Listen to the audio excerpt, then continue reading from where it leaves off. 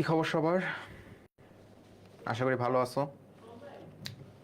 আজকে আমার সাথে ফোনটা নেই, সো আমি এভরিওয়ান মেনশনটা দিতে পারবো না। তোমরা একটু তোমাদের যারা ফ্রেন্ডরা আছে পরিচিত তাদের একটু মেনশন দাও। অল্প কিছু জনসংখ্যা না হলে তো আর শুরু করতে পারতেছি না, তাই না? ওয়ালাইকুম আসসালাম। আলহামদুলিল্লাহ, আমি আপাতত ভালো আছি। তোমাদের কি অবস্থা? তোমরা সবাই ভালো আছো?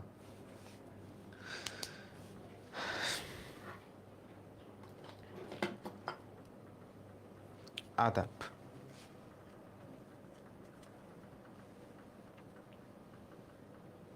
ওয়ালাইকুম আসসালাম। ওয়ালাইকুম আসসালাম।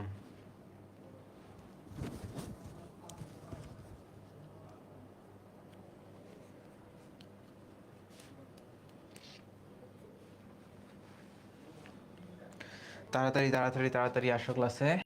আমি শুরু করলে কিন্তু পরে যদি বুঝতে না পারো, দেরি করে আসো কেউ, বলবা যে ভাইয়া ওইটা আমি বুঝতে পারি নাই, তাহলে সেটার দায়ভার কিন্তু আমার না। তখন আবার রেকর্ড দেখতে হবে শুরুতে, তাই না? এটা তোমাদের বন্ধুদের বলে দিবা যে লেট করে আসলে রেকর্ড দেখতে হবে। ভাই কিন্তু আবার বুঝাই দেবে না দুইবার করে।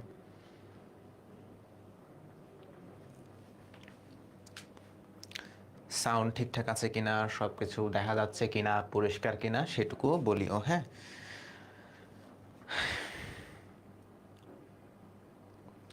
অনেকে মনে হয় ধারণা করছে যে আজকে হয়তো বা ক্লাস হবে না, কারণ অনেকগুলা ক্লাস হয়নি। তোমরা জানো যে ভাইয়েরা আমি খালি ভার্সিটির জন্য আসি, বাকি ভাইয়েরা তো ভার্সিটি শেষ। ভাইয়েরা তো আর নাই, ভাইয়েরা ত্রাণ নিয়ে গেছে বিভিন্ন এলাকায়। তো আজকে একটু জনসংখ্যা কম হবে, সেটা সমস্যা না। তোমরা মেনশন করে দিতে থাকো আর বলিও যে সাউন্ডে কোনো সমস্যা আছে কিনা, ক্যামেরায় কোনো সমস্যা আছে কিনা। না থাকলে তারপর শুরু হয়ে যাবে। সাউন্ড হালকা কম না? ওয়েট।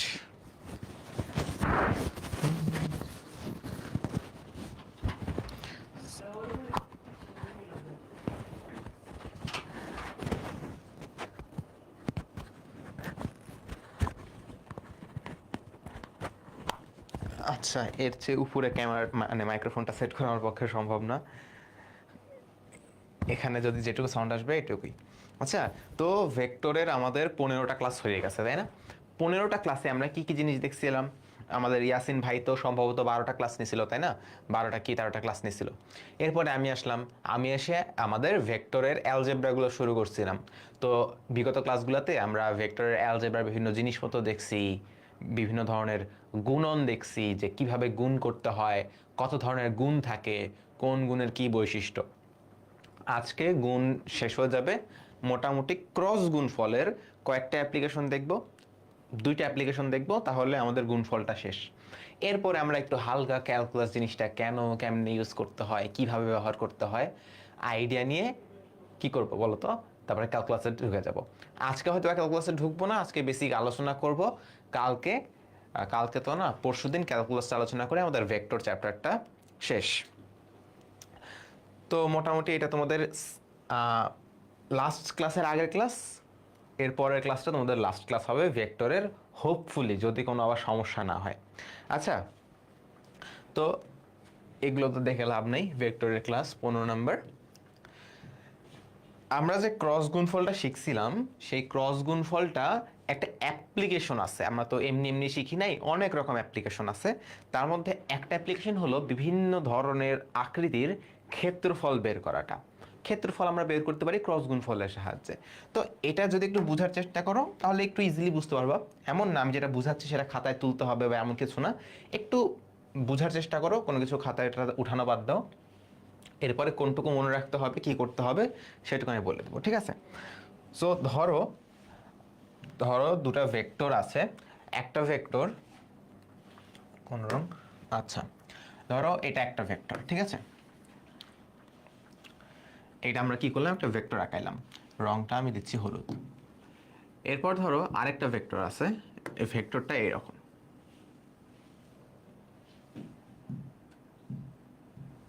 এই দুটো ভেক্টর আছে।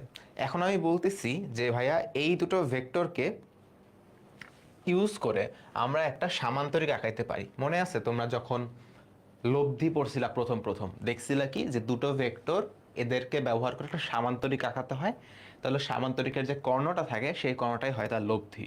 ঠিক তেমনি এখানেও আমরা একটা সামান্তরিক আঁকানোর একটু চেষ্টা করব। সামান্তরিকটা কিভাবে আঁকাবো?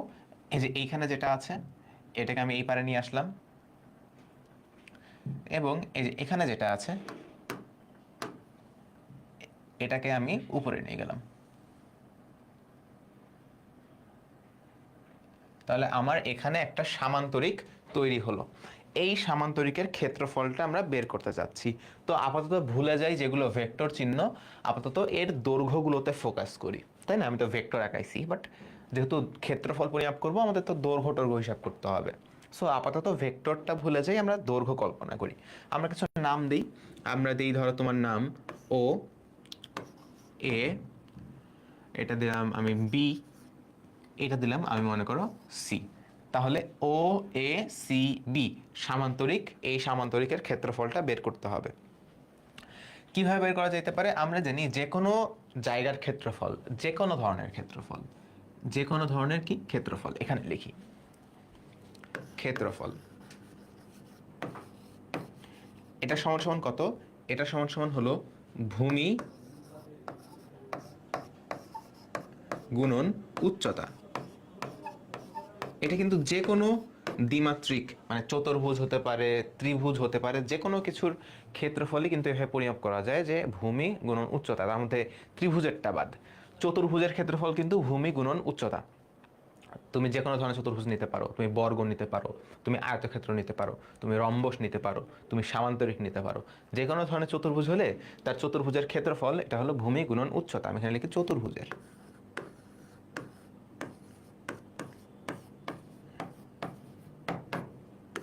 ত্রিভুজের তোমরা পড়ছিলা হাফ গুণ ভূমি গুণ উচ্চতা, আর চতুর্ভুজের ভূমি গুণন উচ্চতা।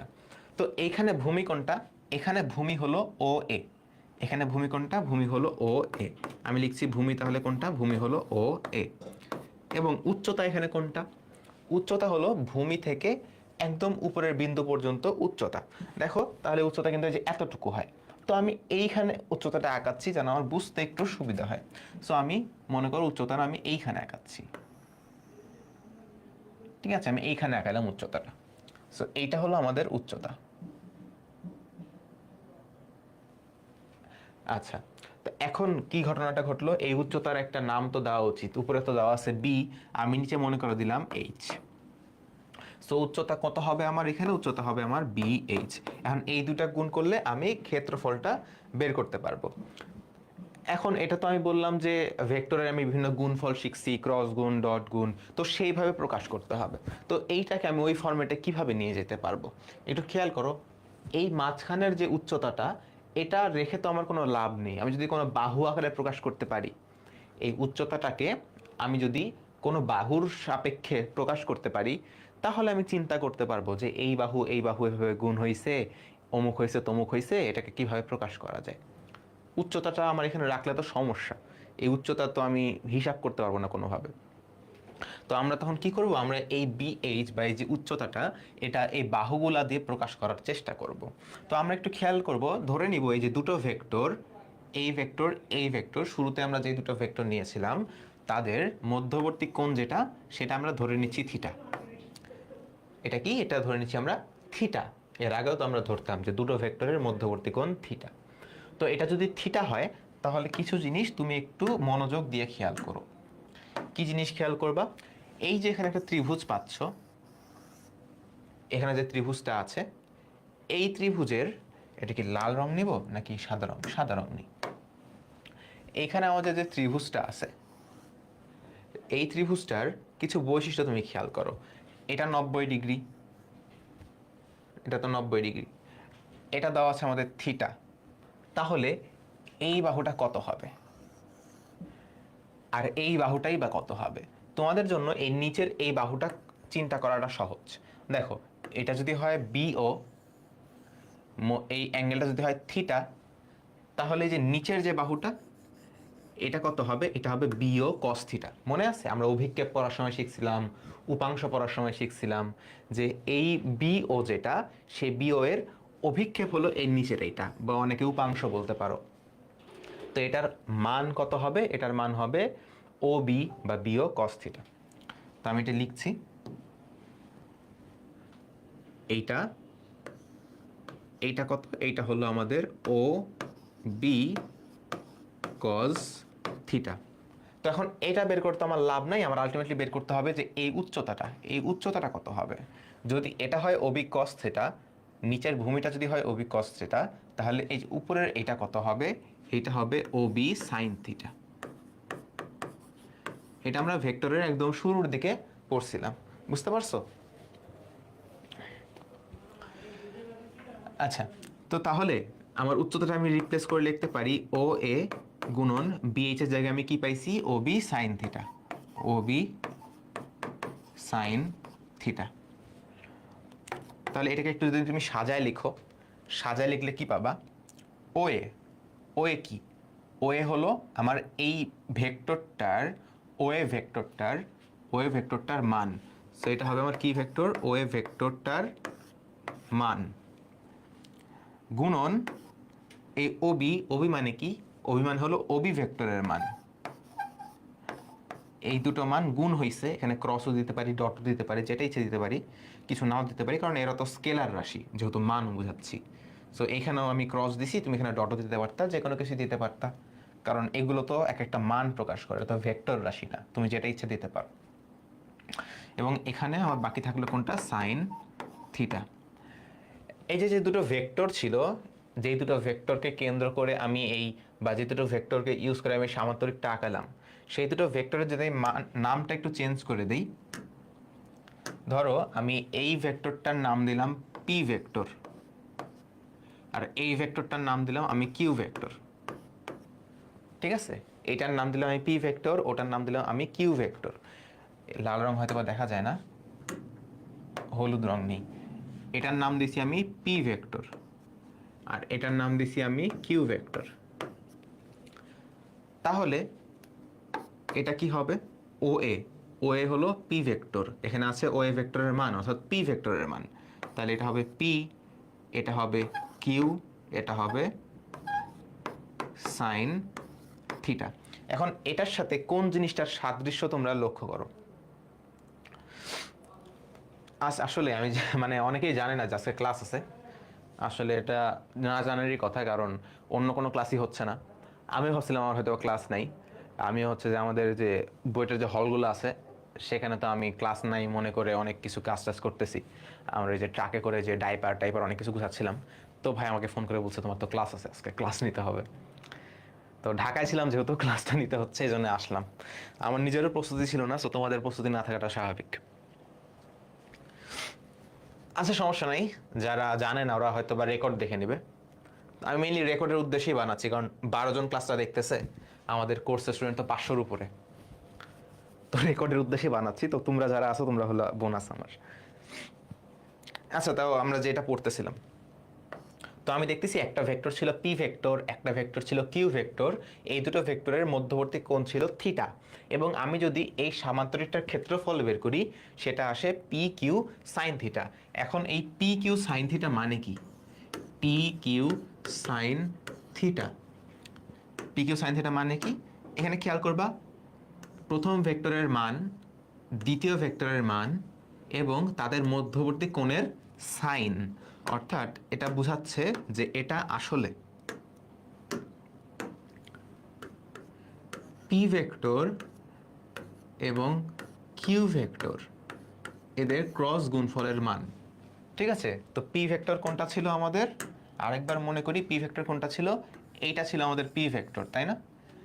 এটা ছিল আমাদের কিউ ভেক্টর, এবং এই P vector Q vector use করে যে সামান্তরিকটা হয়, সেই সামান্তরিকের ক্ষেত্রফলের মান কত, ক্ষেত্রফলের মান হলো পি ক্রস কিউ এর মান। তুই বলতে পারো ভাইয়া কিউ ক্রস পিও তো লেখা যাইতে পারে, হ্যাঁ লেখা যাইতে পারে, সেখানে ভেক্টরটা নেগেটিভ আসবে কিন্তু মান তো সেম থাকবে, তাই না? সো আমরা তো ক্ষেত্রফল যেটা সেটা তো একটা মান, তো আমরা মান হিসাব করতেছি।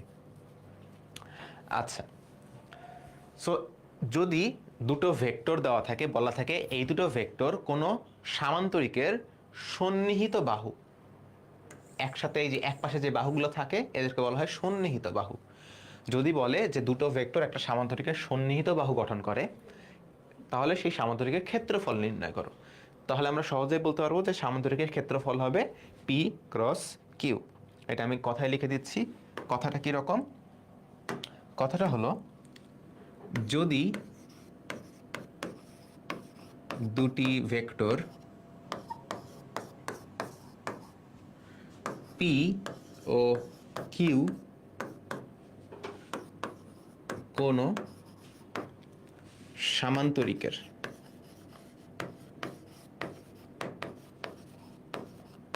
সন্নিহিত বাহু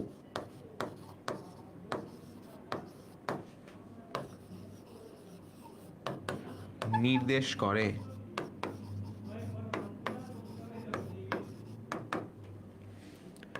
তবে সেই সামান্তরিকের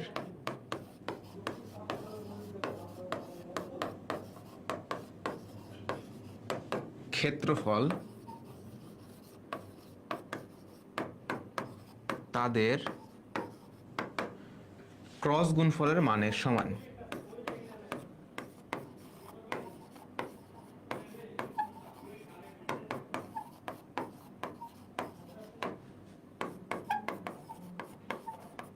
ঠিক আছে? সো এইটা হলো তোমাদের এই স্লাইড থেকে কতটুকু কি জিনিস শিখলা। দুটো ভেক্টর যদি সামান্তরিকের সন্নিহিত বাহু প্রকাশ করে, তাহলে সেই সামান্তরিকের ক্ষেত্রফল হবে তাদের ক্রস গুণফলের মানের সমান। এখানে একটা মজার একটা জিনিস আছে, যদি তোমাকে বলে যে ভাই এই ভেক্টরটা এবং এই ভেক্টরটা মিলে একটা সামান্তরিক না, এরা একটা ত্রিভুজ গঠন করছে, এরা একটা কি করছে? ত্রিভুজ গঠন করছে, তাহলে এই ত্রিভুজের ক্ষেত্রফল কত হবে? তো তুমি দেখবা যে এই যে ত্রিভুজটা আছে, এই ত্রিভুজটা আসলে মেইনলি এই সামান্তরিকের অর্ধেক, তাই না? সামান্তরিকের অর্ধেক। তো সামান্তরিকের অর্ধেক যেহেতু, সেহেতু ত্রিভুজের ক্ষেত্রফল বের করতে হলে এই ক্ষেত্রফলটাকে অর্ধেক করে দিতে হবে। আরেকটা স্লাইডে লিখে দিচ্ছি, এমনি এখানে জাস্ট চিত্রতে দেখাইলাম। ফোর্থ লাইন একজন জিজ্ঞেস করছো যে ফোর্থ লাইনটা কেমনে হয়েছে? 1 2 3 4, ফোর্থ লাইন না? ও এ মানে কি? ও এ, এই নিচের এই ভূমিটার দৈর্ঘ্য হলো ও এ। এখন এখানে তো একটা ভেক্টর আমি আঁকাইছিলাম না শুরুতে? এই যে হলুদ কালার দিয়ে একটা ভেক্টর আঁকাইছিলাম না? ভেক্টরটা আমি শুরুতে নাম দিছিলাম ও এ ভেক্টর।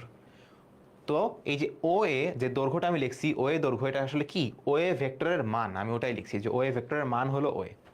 বুঝতে পারছো? আমি ভেক্টর ফরম্যাটে নিয়ে আসছি, কারণ পরে আমি ওটাকে যে পি আর কিউ দিয়ে রিপ্লেস করে দিছি। তোমরা এটাও নাও করতে পারো, তুমি এখানে এটা নাও লিখতে পারো, তুমি সরাসরি লিখতে পারো যে ও এ হলো পি ভেক্টরের মান, তো তুমি এই লাইন থেকে সরাসরি এই লাইন লিখে দিতে পারো, মানে যে এই লাইন থেকে সরাসরি এইটুকু লিখে দিতে পারো, সমস্যা হবে না। আচ্ছা, তো আমরা মেইনলি কথা বলছিলাম যে যদি ত্রিভুজ হয়, ত্রিভুজ কি হবে? আমরা এখানে দেখলাম যে ত্রিভুজ যেটা, এই ত্রিভুজটা হলো মেইনলি এই সামান্তরিকের অর্ধেক। সো যদি তোমাকে বলে যে ত্রিভুজের ক্ষেত্রফল বের করো, তোমাকে যদি বলে যে এইটা একটা ভেক্টর, এইটা একটা ভেক্টর, এটা ধরো আমাদের পি ভেক্টর, এইটা হলো আমাদের কিউ ভেক্টর, এবং এইটা এদের দ্বারা যে ত্রিভুজটা গঠন করা হয়েছে, এই ত্রিভুজের ক্ষেত্রফলটা বের করতে হবে। তাহলে এটার ক্ষেত্রফল কত হবে? এদের ক্ষেত্রফল হবে পি ক্রস কিউ। এটা কি? এটা ধরো সামান্তরিক। ত্রিভুজ মানে কি? ত্রিভুজ মানে সামান্তরিকের অর্ধেক। সো সামনে একটা হাফ দিতে হবে, বুঝছো? সো এটা হলো আমার ত্রিভুজের ক্ষেত্রফল। আরেকটা মজার জিনিস দেখো, এটা তোমাদের বইয়ে দেওয়া আছে, এটার প্রতিবেদন বোঝা লাগবে না, এটার ম্যাথ আছে অনেক, বুঝছো? দেওয়া থাকে যে একটা সামান্তরিক আঁকাই।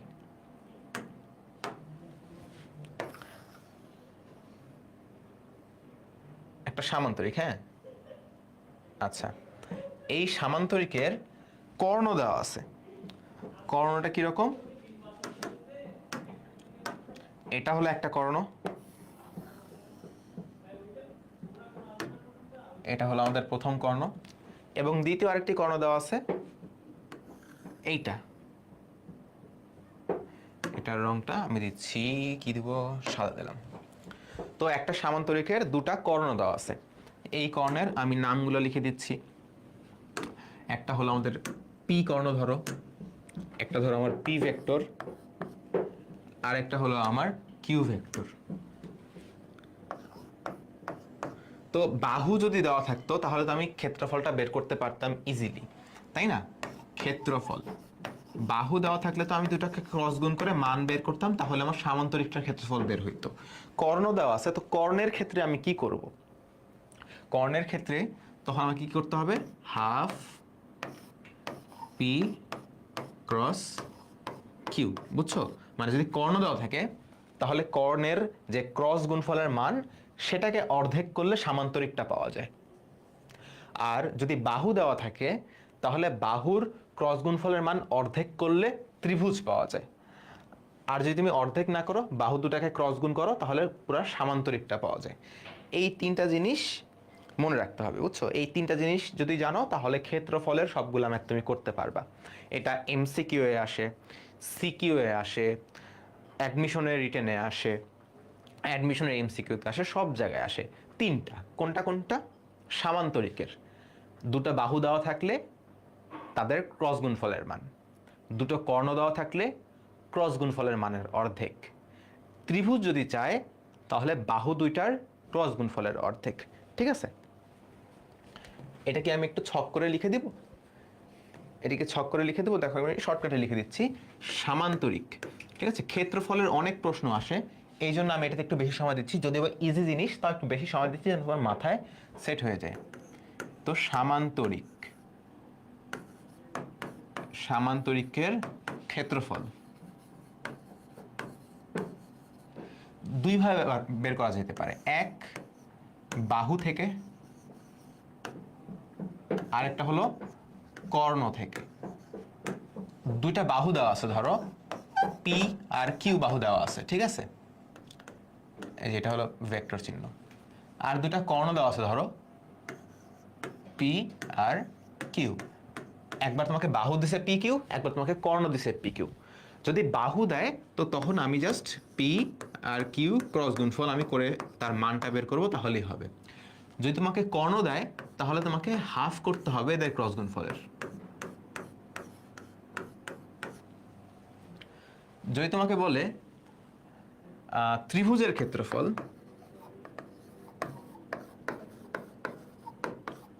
তাহলে তো বুঝতেছো, তাহলে তোমাকে দিতে হলে ক্ষেত্রফল বাহুগুলাই দিবে, তাই না? সো তোমাকে তখন বাহু দিবে, পি আর কিউ বাহু দিবে। সো তখন তোমাকে এদেরকে হাফ করতে হবে, হাফ পি ক্রস কিউ, এটা খালি মনে রাখবা, তাহলেই হবে। ঠিক আছে, সো আসো এটার উপর আমরা যদি কিছু ম্যাথ দেখি যে বিভিন্ন জায়গায় আসছে এরকম।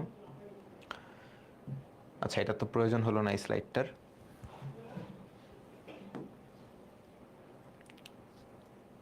দেখো এটা বোর্ডে আসছিল, এটা কি বলতেছে যে এ ও বি কে সন্নিহিত বাহু ধরে অঙ্কিত ত্রিভুজের ক্ষেত্রফল। তো ত্রিভুজের বাহু দেওয়া আছে এ আর বি, তোমাকে বলছে এটার ক্ষেত্রফল কত হবে। এটা আমরা সবাই জানি কত হবে, হাফ এ ক্রস বি। এটা আমাদের কোনো অঙ্ক না, জাস্ট। আচ্ছা, এখানে কি দুটাই একই নাকি? আচ্ছা, এইটা হবে নাকি এটা হবে বলো তো? হাফ এ ক্রস বি, এটাও এটাও হাফ এ ক্রস বি, দুইটা কিন্তু সেম না। এখানে এ ক্রস বি এর মানকে অর্ধেক করছে, ক্ষেত্রফল তো মান আসবে, সো এটা হলো কারেক্ট অ্যান্সার। কিন্তু এখানে এ ক্রস বি এদের মান না, কিন্তু দেখো এখানে কিন্তু মডুলাস দেওয়া নাই, এখানে নর্মাল ব্র্যাকেট দেওয়া আছে। তার মানে এটা কিন্তু আসলে ক্রস গুণফল বোঝাচ্ছে, একটা ভেক্টর রাশি, একটা ভেক্টর ফরম্যাট এটা। সো এটা কিন্তু কারেক্ট অ্যান্সার না। কারেক্ট অ্যান্সার হলো ক্রস গুণফলের মান সেটার অর্ধেক। সো এটা একটু মনে রাখো, ঠিক আছে? সো এটা একটু ট্রিকি যে এটা কেন হবে না, কারণ এটা একটা ভেক্টর। এইটা হবে কারণ এখানে মানটা প্রকাশ করছে। ওকে, পরেরটা দেখো কি বলছে, একটি সামান্তরিকের ক্ষেত্রফল নির্ণয় করো যার কর্ণদ্বয় কি দেওয়া আছে, কর্ণদ্বয়। কর্ণদ্বয় যথাক্রমে কত কত, এ ভেক্টর এবং বি ভেক্টর। তো আমি তো জানি যে ক্ষেত্রফল তাহলে কত হবে, ক্ষেত্রফল বা এরিয়া, বড় ক্ষেত্রফল লেখার চেয়ে এরিয়া লেখা একটু সহজ, ছোট হয়, এই জন্য এরিয়া লিখছি। আচ্ছা, তো এটা কত হবে, কর্ণ যেহেতু দেওয়া আছে হাফ এ ক্রস বি। এখন দেখো এটা কিন্তু এমসিকিউ, তাহলে অনেক ফাস্ট করতে হবে। এটা আসছিল সিকের ওয়েটে, আমার সালটা দেওয়ার কথা মনে নাই, এটা সিকের ওয়েটে আসছিল, এটা মনে আছে। সো তুমি ক্যালকুলেটর ইউজ করতে পারবা। তো আসলে একটু হাতে করার চেষ্টা করি যে এটা কত ফাস্ট করা যায় কিভাবে। তো এ ক্রস বি আমি করব, তাই না? সো এ ক্রস বি, আমি খালি একটা ক্রস গুণই করবো, এরপরে সবগুলো ক্রস গুণ রেখে দিব, তোমরা নিজেরা নিজেরা করবা। সো আমাদের আসছে এখানে আই জে কে কত 3 - 2 5, 3 - 2 5, এখানে কত 1 6 - 1, 1 6 - 1। সো এইটা হলো আমার করতে হবে এখন। সো যে আমি প্রথমে আই ক্যাপ নেই, এইটা নিলাম, তাহলে আমার থাকলো এখানে -2, -2 গুণ -1 -5 গুণন 6। ক্রস গুণফল করাটা তো আশা করি শিখে ফেলছো, গত ক্লাসে শিখাইছিলাম, তোমাদের প্র্যাকটিসও করা উচিত, তাই না? আচ্ছা, এরপরে মাইনাস জে ক্যাপ, যে যদি বাদ চলে যায় তাহলে আমার থাকলো এখানে 3 গুণন -1 -5 গুণন 1 প্লাস কে ক্যাপ। কে হলে কি হবে, তাহলে এই রো বাদ চলে গেল, আমার থাকলো 3 গুণন 6 -2 গুণন 1। এই তো। তো তাহলে কত আসতেছে এখানে, 2 - 30, সো এটা আসবে আমাদের -28, -28 আই ক্যাপ। শুরুতে এত বড় চলে আসলো, ভুল করলাম কি না? আচ্ছা যাই হোক, ভাগ্যে যা আছে। আর এখানে মাইনাস যে এটা কত আসে, 3 মাইনাস, আচ্ছা -3 -5, so -8, so -8 J cap plus এখানে কত আসবে, 3 6 18 প্লাস 2, সো 20 কে ক্যাপ। আদৌ দেখি যে ঠিক আছে কিনা, যে সুন্দর সুন্দর মান আসলো আমার তো ভয় করতেছে।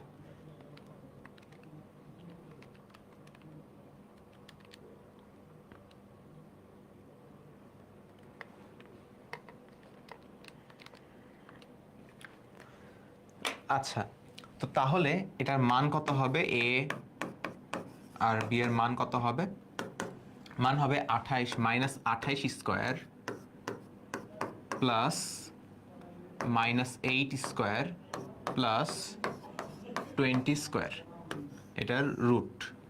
ঠিক আছে, এটার রুট আসলে এটা আসবে সম্ভবত 35.32, এবং এটা যদি আমি হাফ করি, হাফ এ, এটা আসবে কত, এটা আসবে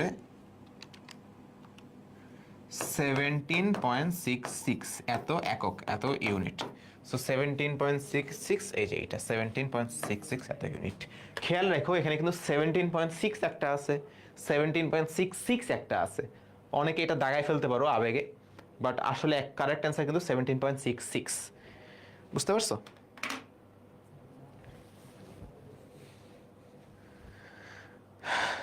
ক্যালকুলেটরে আমি জাস্ট এই যে এইগুলো করছি। আচ্ছা, +8 হওয়ার কথা কি, প্লাস জে, দাঁড়াও আমি দেখি একটু, 3, হ্যাঁ আচ্ছা প্লাস জে হবে, হ্যাঁ এটা +8 জে হবে, +8 জে, সো এটা হবে প্লাস। মানে ক্যালকুলেটরে আমি জাস্ট করছি, ওই যে এইটা হিসাব করছি, আর কিছু না, আমি কোনো ট্রিক্স ইউজ করিনি। এটা তোমার অনেক মানে তাড়াতাড়ি করতে হবে, দেখছো? আমার যেমন এখানে আছে তোমার, এখানে প্লাস মাইনাস একটা ভুল হয়েছিল, যদিও প্লাস মাইনাসে ভুল হলে মানের পরিবর্তন হয় না এখানে, বাট যদি এখানে 8-এর জায়গায় 9 চলে আসতো, 10 চলে আসতো, তাহলে কিন্তু মান ঠিক হইতো না। সো তোমাকে সাবধানেও করতে হবে, দ্রুতও করতে হবে। আর কারণ যেহেতু এটা এমসিকিউ, যদিও সিকে রুয়েটের ছিল, সিকে রুয়েটের এমসিকিউ এ ভালো সময় পাওয়া যায়, 2-3 মিনিট পাওয়া যায়, কিন্তু যদি এটা ঢাকা বিশ্ববিদ্যালয়ে আসতো, ঢাকা বিশ্ববিদ্যালয়ে অনেক সময় আসে, তখন তুমি পাইতা 34 সেকেন্ড। যদি এইচএসসিতে আসতো তাহলে তুমি পাবা 1 মিনিট। যদি মেডিকেলে আসতো, মেডিকেলে আসে না সাধারণত, বাট যদি আসে তখন তুমি পাবা ওই যে কম পরিমাণ সময়। আর বুয়েট প্রিলিতে অনেক সময় আসতে পারে, বুয়েট প্রিলিতেও 34 সেকেন্ড পাবা বা 36 সেকেন্ড পাবা। সো এই জন্য তোমার এগুলো মানে বারবার প্র্যাকটিস করতে হবে, যদিও তুমি পারবা, তাও প্র্যাকটিস না করলে মানে তোমার হাত থেকে হারায় যাবে জিনিসটা। দেখবে তোমার একটা ক্রস গুণ করতেই তোমার লাগে গেছে 2-3 মিনিট। এটা লাগা স্বাভাবিক প্রথম দিকে, আমারও যখন আমি উদ্ভাসী এক্সাম দিতাম তখন আমার দেখতাম যে অনেক সময় লাগতেছে, একটা এমসিকিউ করতে ওইদিকে মানুষজনের 4-5টা এমসিকিউ করা হয়ে যাচ্ছে। সো প্র্যাকটিস করতে হবে আর কি। আচ্ছা দেখো এখানে কি বলছে, সামান্তরিকের দুটি সন্নিহিত বাহু দেওয়া আছে, মানে এখানে বাহু দেওয়া আছে, কর্ণ দেওয়া নাই। পি এবং কিউ হলে এর ক্ষেত্রফল কত, ক্ষেত্রফল বের করতে বলছে। সো এটা ক্রস গুণ করবো না, কিন্তু এই জিনিসটা কত আসবে, ক্ষেত্রফল এরিয়া, এরিয়া আসবে জাস্ট নর্মাল পি এবং কিউকে ক্রস গুণ করে এর মানটা হিসাব করতে হবে। ঠিক আছে, স্লাইড তো দিয়ে দেবো তোমাদের, তো স্লাইড দেখে দেখে এটা ক্যালকুলেশন তোমরা করে ফেলবা।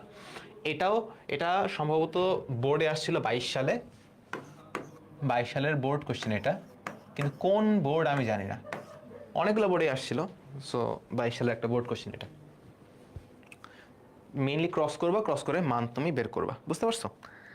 হ্যাঁ, যে ক্যালকুলেটর ট্রিক্স তুমি ইউটিউবে সার্চ দিলে পাবা, মানে তোমরা তো অনেক রকম ক্যালকুলেটর ইউজ করো।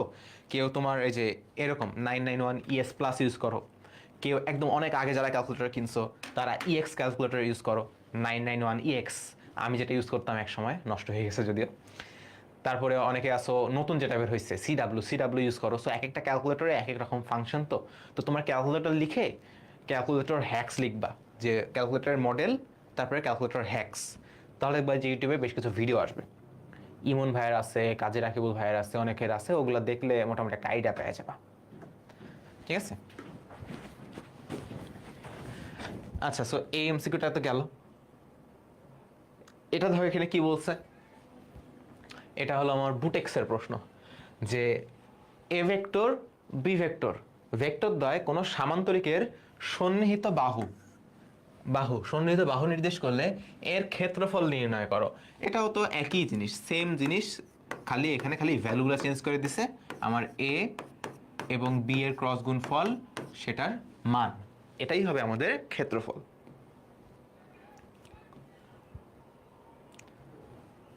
আচ্ছা, এটা কি বলছে, অনিক এ ভেক্টর এবং বি ভেক্টর দুটি ভেক্টর নিয়ে তাদের ডট ও ক্রস গুণন নির্ণয় করছিল। আচ্ছা, খুব ভালো, মানুষজন খেলাধুলা করে আর সে এগুলো নিয়ে গবেষণা করছিল। সে দেখলো যে ভেক্টর দ্বয়ের মধ্যস্থ কোণের মান একটি নির্দিষ্ট পরিমাণ পরিবর্তন করলে তাদের ডট ও ক্রস গুণফলের মান সমান হয়। বুঝতে পারছো কথাটা কি বলছে? সে দুটো ভেক্টর নিয়ে বিভিন্ন ধরনের ডট গুণফল করতেছিল, ক্রস গুণফল করতেছিল। পরে দেখলো যে এই দুটো ভেক্টর, এদের মধ্যবর্তী অ্যাঙ্গেলগুলোকে যদি আমি চেঞ্জ করি, তাহলে একটা সময় যায় তাদের ডট এবং ক্রস গুণফলের মান সমান হয়ে যাবে। তো তোমাকে গ নাম্বারে জিজ্ঞেস করছিল যে ভেক্টর দুটিকে কোনো সামান্তরিকের সন্নিহিত বাহু ধরে সামান্তরিকের ক্ষেত্রফল নির্ণয় করো। ঠিক আছে, সো এটা তো আমরা একটু আগে করলাম। সো ক্ষেত্রফল কত হবে, এরিয়া, এরিয়া হবে, যেহেতু সন্নিহিত বাহু বলছে, বাহু মানে এ আর বি কে জাস্ট ক্রস গুণফল করে তাদের মান বের করতে হবে, তাহলে বাহু বের হয়ে যাবে।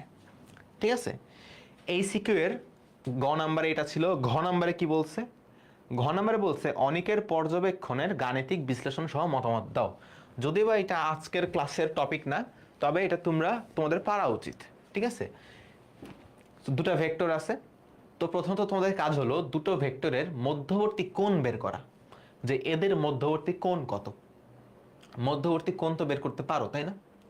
পারো তো। কি কি ফর্মুলা লাগবে আমার মধ্যবর্তী কোণের, কি cos থিটা, cos থিটা সমান সমান কত ছিল, a dot B divided by ab। মনে আছে, এটা ছিল মধ্যবর্তী কোণ বের করার ফর্মুলা। সো তুমি এখান থেকে দেখবা যে এই দুটো ভেক্টরের মধ্যবর্তী কোণটা আসলে কত আছে, কত এদের দুজনের মধ্যবর্তী একটা কোণ আছে, সেটা আসলে কত।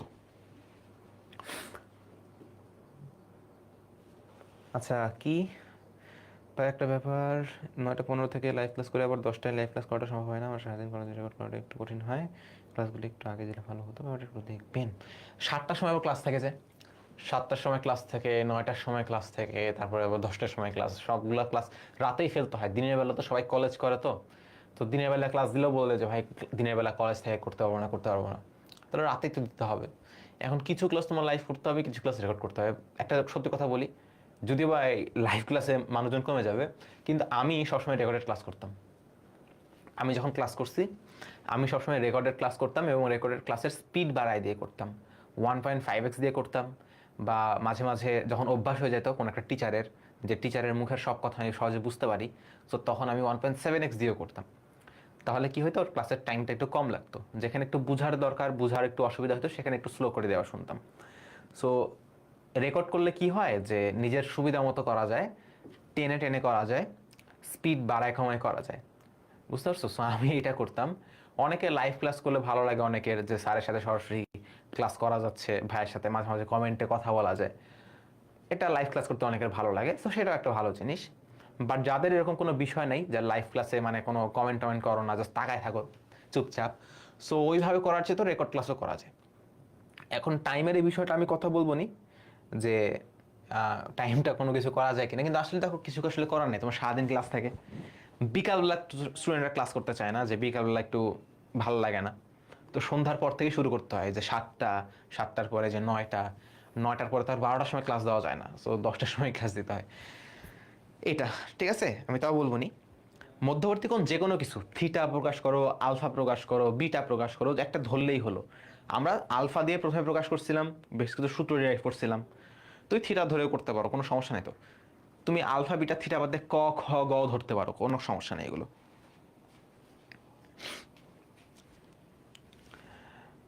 আচ্ছা, তো আমি বলছিলাম যে দুটো ভেক্টর, এদের মধ্যবর্তী একটা অ্যাঙ্গেল আছে, তো এই অ্যাঙ্গেলটা চেঞ্জ করে কোনো একটা নির্দিষ্ট অ্যাঙ্গেলে নিয়ে গেলে এদের ক্রস গুণফল ডট গুণফল সমান হয়।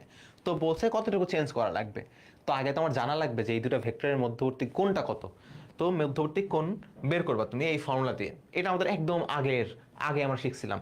আমি যখন প্রথম ক্লাস নিতে আসি ভেক্টর অ্যালজেব্রা, তখন দুটো ভেক্টরের মধ্যবর্তী কোণ বের করা শিখাইছিলাম। তো সেইভাবে তুমি আগে এখান থেকে থিটাটা বের করবা, বা আলফা বলতেছো অনেকে, আলফা বের করবা, কজ আলফা সমান এত, আলফার মানটা কত। এরপরে তোমার কাজ হলো বের করা যে কত অ্যাঙ্গেলে দুটো ভেক্টরের ডট ও ক্রস গুণফল সমান হয়। দেখো, ডট ও ক্রস গুণফলের মান সমান হয়, ঠিক আছে? সো ডট গুণফলের মান কত, এ বি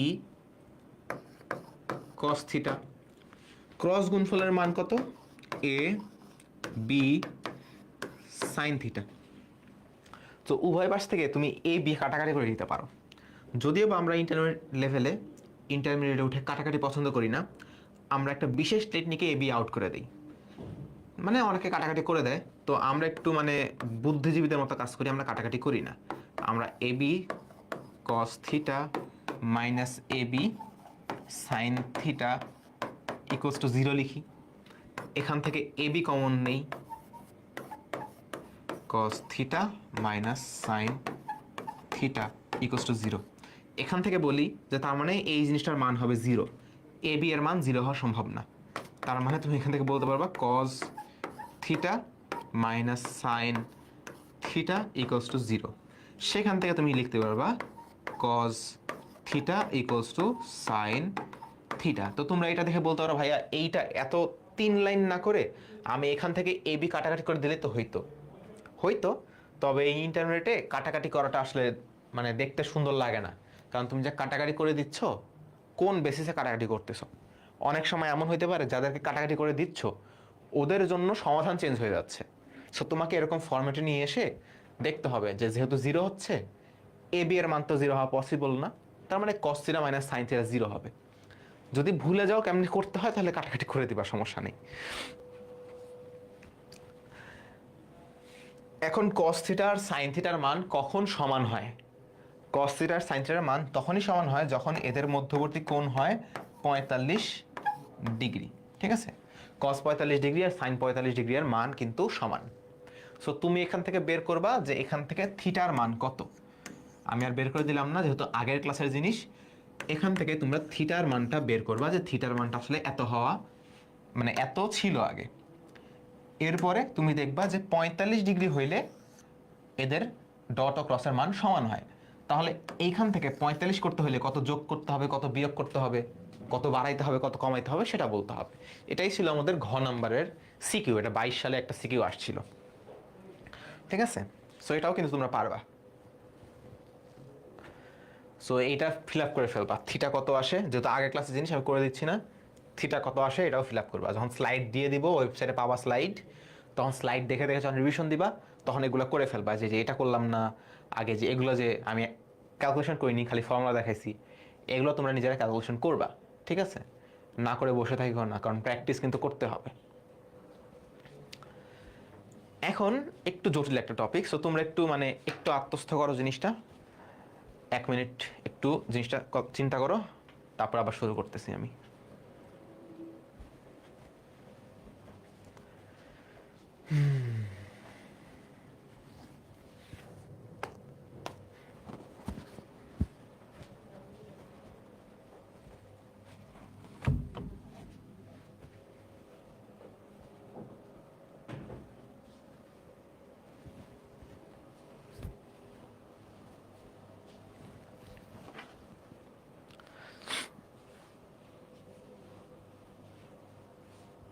আচ্ছা, যত ডিগ্রি আসুক সেখান থেকে লিখবা যে তাহলে কতটুকু কমাইতে হবে।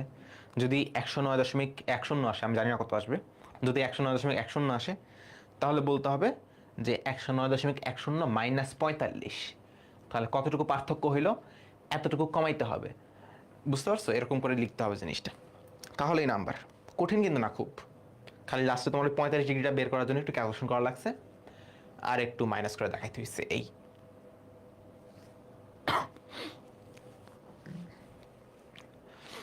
আচ্ছা, তো আমরা যেভাবে ক্ষেত্রফল বের করলাম সেভাবে কিন্তু আমরা আয়তনও বের করতে পারি। যেভাবে ক্ষেত্রফল বের করছি সেইভাবে আমরা চাইলে আয়তনও বের করতে পারি। কিসের আয়তন? কোনো চতুর্ভুজ, ত্রিভুজ এদের তো আয়তন হয় না, আয়তন হয় ত্রিমাত্রিক বস্তুর। যেমন যদি এরকম একটা বক্স থাকে, এরকম বক্সের আয়তন হবে, তাই না? বক্স তো দেখাই যাইতেছে না, এই যে এরকম যদি একটা বক্স থাকে তাহলে সেই বক্সের আয়তন হবে, কিংবা কোনো এই ঘরের আয়তন। এমন কিছুর আয়তন বের করা যায় যেটা ত্রিমাত্রিক, যেটা জায়গা দখল করে। একটা কাগজের পৃষ্ঠা, যদি এটাকে আমি চিন্তা করি অনেক পাতলা একটা জিনিস, তাহলে এটা 2 ডাইমেনশন, এটার আয়তন বের করা যায় না। এই স্মার্ট বোর্ডের যে স্ক্রিনটা হলো 2 ডাইমেনশনাল, এক্স অক্ষ আছে, ওয়াই অক্ষ আছে, একটা তল। সো এই যে স্ক্রিনের যে সারফেস বা যে তল, এই তলের তো আয়তন বের করা যাবে না। আয়তন বের করা যাবে যদি একটু মোটা হয়, এমন যে কিছু যেটা জায়গা দখল করে, যেমন আমার আয়তন, তোমার আয়তন। সো আয়তনটা সবসময় ত্রিমাত্রিক জিনিস আর হবে। তাহলে আমরা যদি ভেক্টর ইউজ করে আয়তন বের করতে চাই, তাহলে এরকম চতুর্ভুজ, ত্রিভুজ নিয়ে হবে না, ত্রিমাত্রিক কিছু নিতে হবে। কিউব নিতে হইতে পারে, বা যে কোনো কিছু নেওয়া লাগতে পারে। তো আমরা সবসময় বাঁকাতেরা জিনিসই নিব, কারণ বাঁকাতেরা জিনিস নিয়ে প্র্যাকটিস করলে পরে আমাদের সোজা সাপটা জিনিস নিয়ে ইউজ করতে সুবিধা হবে। বাঁকাতেরা জিনিসটা কীরকম? জিনিসটা হলো, ধরো একটা সারফেস আছে, ঠিক আছে? একটা খাতার পৃষ্ঠা আঁকাই আমি, খাতার একটা পৃষ্ঠা আছে, হ্যাঁ? এটা কি? এটা হলো খাতার পৃষ্ঠা। তোমার যে খাতাটা আছে সেই খাতাটার পৃষ্ঠা তুমি নিলা, সাইড থেকে তুমি তাকায় আছো। এই পৃষ্ঠার মধ্যে দুটো ভেক্টর আছে, একটা হলো এই ভেক্টর, আর একটা হলো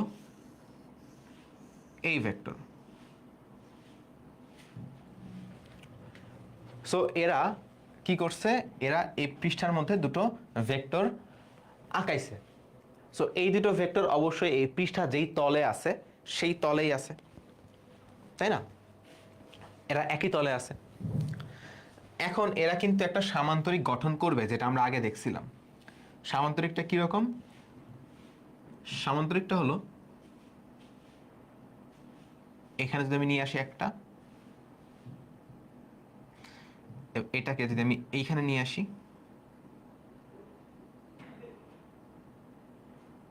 তাহলে এরা একটা সামান্তরিক গঠন করে। এই সামান্তরিকের ক্ষেত্রফল আমরা দেখছি। যদি আমি বলি যে এটা হলো আমাদের পি ভেক্টর, যদি আমি বলি উপরেরটা যেটা এইটা, এটা যদি আমাদের কিউ ভেক্টর হয়, একটা যদি পি ভেক্টর হয়, একটা যদি কিউ ভেক্টর হয়, তাহলে এই ক্ষেত্রফলটা কত হবে? ভিতরেরটা হবে পি ক্রস কিউ, ঠিক আছে? এটা হবে এদের মান। এখন এদের মান তো আমি নিলাম, যদি মান বের করার আগে যদি পি আর কিউ ক্রস গুণফল করি তাহলে কি হয়? ধরে মান বের করি না, আমি just P R Q cross গুণফল করছি, তাহলে এইরকম একটা লম্ব পাওয়া যাবে না উপরের দিকে? P R Q, P Q, হ্যাঁ উপরের দিকে একটা পাওয়া যাবে। সো এইটা রং চেঞ্জ করে আমি ধরে দিলাম সবুজ। সো এইটা হলো এদের ক্রস গুণফল, যেটার মান কত? এটার মান হলো পি ক্রস কিউ, ঠিক আছে? মান হলো যে মডুলাসের এই মানটা, এবং এই ভেক্টরের যে মানটা আছে আমি বলতেছি সেই মানটাই হলো এটার ক্ষেত্রফল। বুঝতে পারছো? পি ভেক্টর কিউ ভেক্টর একটা সামান্তরিক গঠন করে, এই সামান্তরিকের ক্ষেত্রফল কি?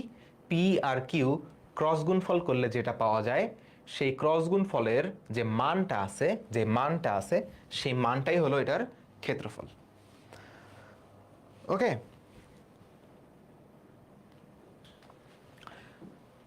তো এটা আমি কেন করলাম? ধরো আমি আরেকটা ভেক্টর আমি আঁকাইছি, এখানে ধরো কি রং নিয়ে আঁকাবো, ধরো নীল রং নিয়ে আঁকালাম। এখানে ধরো বাঁকা হবে আরেকটা ভেক্টর আছে, ঠিক আছে, বাঁকা হবে একটা ভেক্টর আছে।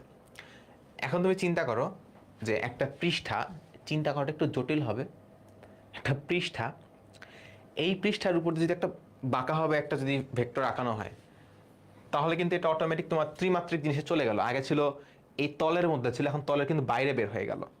একটা পৃষ্ঠা নিয়ে আসি, ওয়েট।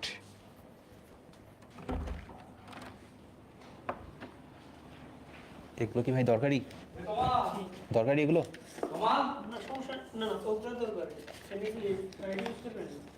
এটা নিয়ে গেলাম।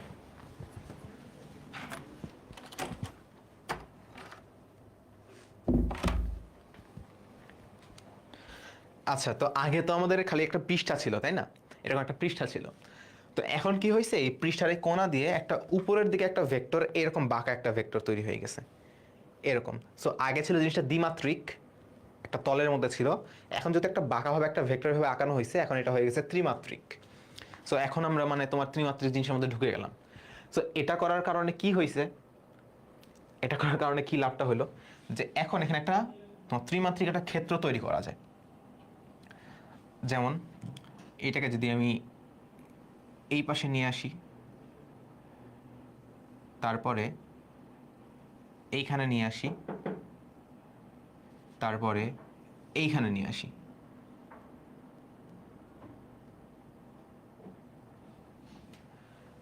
তাহলে চারটা মাথা থেকে চারটা এরকম ভেক্টর তোমার বের হইলো। এদেরকে যদি তুমি যোগ করে দাও, যদি এদেরকে তুমি যোগ করে দাও,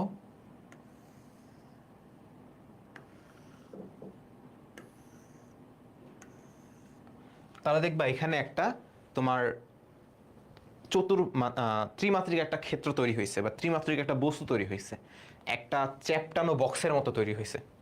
দেখতে পাচ্ছ বক্সটা? আমি যদি এগুলো একটু মুছে দেই তাহলে একটু দেখতে সুবিধা হবে। যে কিউ ভেক্টর এটা মুছে দিলাম ধরো, তাহলে তোমার বুঝতে সুবিধা হবে। ঠিক আছে, আর এই পৃষ্ঠাটাও মনে করো মুছে দিলাম, পৃষ্ঠাটাও যদি আমি মুছে দেই, এই সব কিছু আমি মুছে দেই, তাহলে দেখবো তুমি বুঝতে পারতেছ। এখানে দেখো একটা ত্রিমাত্রিক একটা বস্তু তৈরি হয়েছে।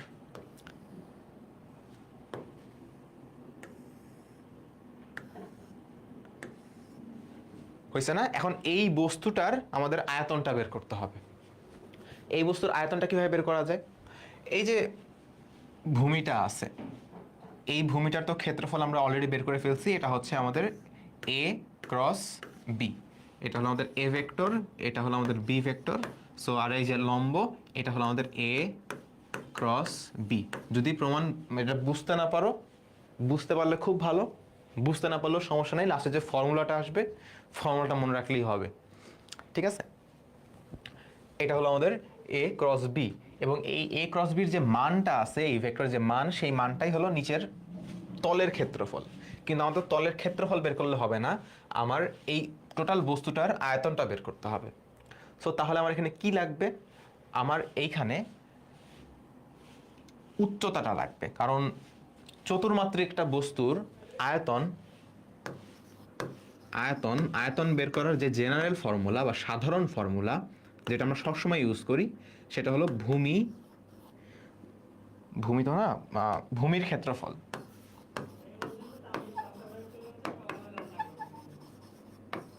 ভূমির ক্ষেত্রফল গুণন উচ্চতা। তোমরা বিভিন্ন জায়গায় যখন আয়তন বের করবা, তোমরা কি মেঝের ক্ষেত্রফলকে উচ্চতা দিয়ে গুণ করলে রুমের আয়তনটা পাবা। একটা কুয়ার নিচের যে ক্ষেত্রফল সেটাকে যদি তুমি কুয়ার উচ্চতা দিয়ে গুণ করো তাহলে কুয়ার আয়তনটা পাবা। ঠিক তেমনি এখানেও যদি আমি আয়তনটা বের করতে চাই তাহলে যে মেঝের বা এই যে নিচের যে তলের যে ক্ষেত্রফলটা আমি বের করছি, যেটা a ক্রস b এর মান, এটাকে আমার উচ্চতা দিয়ে গুণ করতে হবে। সো আমার এখানে উচ্চতাটা ফাইন্ড আউট করতে হবে, যেখানে উচ্চতাটা আসলে কত। তো এখানে উচ্চতাটা কত হইতে পারে? এখানে যদি আমি উচ্চতাটা আঁকানোর চেষ্টা করি একটু হিজিবিজি হয়ে যাবে জিনিসটা, এটাগুলো আমি মুছে দিই। যদি আমি উচ্চতা আঁকানোর চেষ্টা করি, উচ্চতাটা এইরকম হবে, তাই না? এইটা হবে আমাদের উচ্চতা।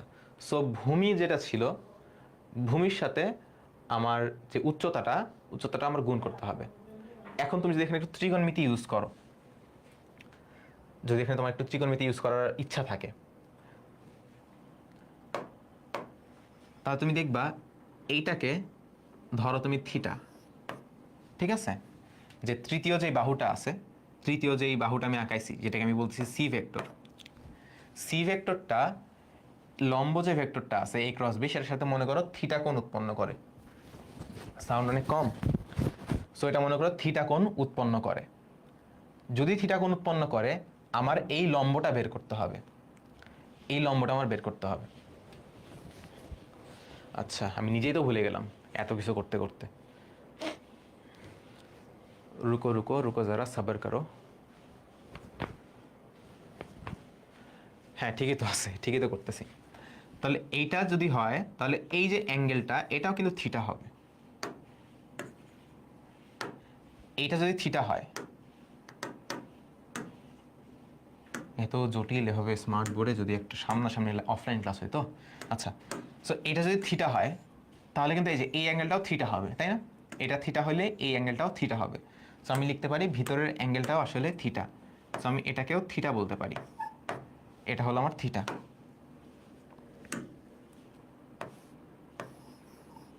তোমরা কি এইটুকু বুঝছো?